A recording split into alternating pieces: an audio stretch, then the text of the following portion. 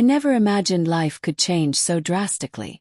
My name is Helena, and I come from a place where the dust rises with every breeze, where the sun burns early, and where survival is a daily mission.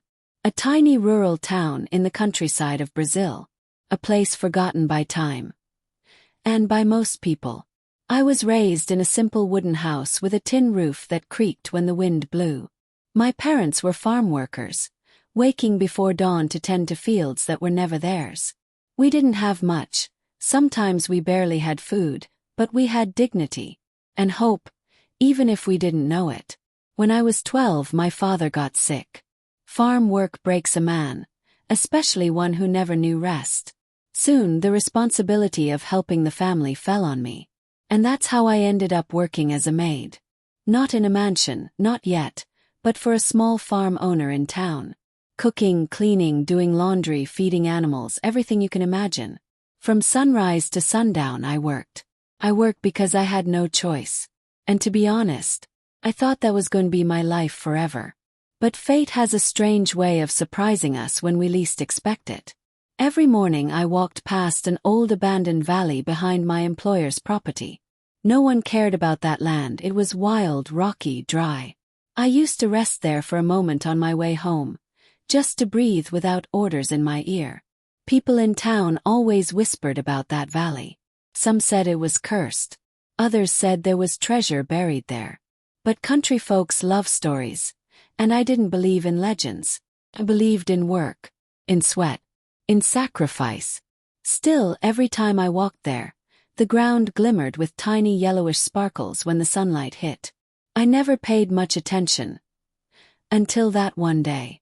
I was tired, exhausted actually, and sat down on a rock.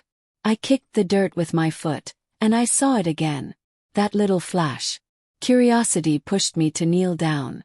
I dug my fingers into the soil. And there it was. Small shiny yellow stone. First I laughed. Who was I kidding? I was a maid. What would I know about stones? But something inside me whispered, "Take it home." And so I did. When I showed it to my neighbor, an old miner, his face changed.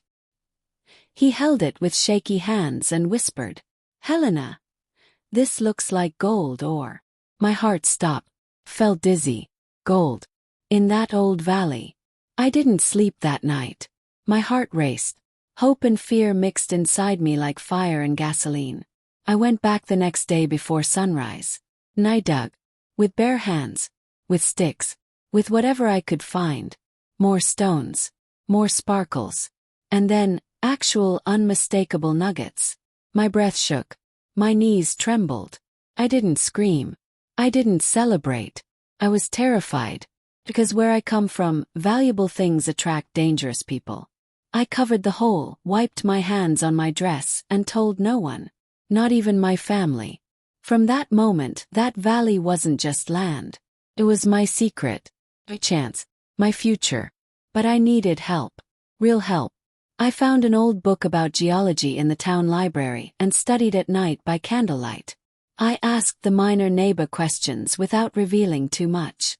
Slowly, I learned enough to confirm it. It was gold. But gold on land that didn't belong to me. I didn't want to steal. I didn't want to cheat. I wanted to do things right. So I approached my employer, the landowner. I was shaking, my voice barely holding, but I said, "Sir, I believe there may be minerals, valuable ones, on the unused part of your land." He paused, looked at me, and instead of gratitude, I saw greed bloom in his eyes. He fired me the next day. Said I was daydreaming and should learn my place. But I wasn't stupid. I knew he fired me to take everything for himself. I cried, but only for one night. Then I remembered something. The valley technically didn't belong to him. It bordered his land, but no map clearly marked ownership. It was unclaimed rural territory. And he didn't know that. But I did. I walked 30 kilometers to the nearest town with a registry office. My feet bled. My body ached. But I didn't stop. I filed for rural land ownership. I used every coin I had. I signed papers I barely understood. I prayed like I had never prayed before. Weeks passed. I waited, and worked temporary jobs, and secretly dug in the valley at night. Until one morning I heard it. Miss Helena, congratulations. The land is now legally yours. I dropped to my knees and cried. Not because of the gold, but because, for the first time in my life, I owned something. Something big. The land. The valley. The gold beneath it. Oh, mine. I contacted a small mining cooperative. I didn't want to be greedy. I wanted fairness. Contract was signed. Percentage agreed. Machines arrived. Workers came. The valley came alive. Day by day, gold surfaced from the earth. And with it, my new life. I paid my parents' medical bills. I rebuilt our house. I went back to study. I hired people from my town so they wouldn't starve like we once did. Became wealthy. But more importantly, I became someone who chose her own destiny. 1 year later, I passed by the old farm where I used to work. The landowner, the man who fired me, was standing outside. He looked older, bitter. Life has a way of humbling those who think they're above others. He stared at me, confused at first. Then he recognized me. Helena, is that you? You look different. I smiled softly. I am different. He asked how. I didn't brag. I didn't need to.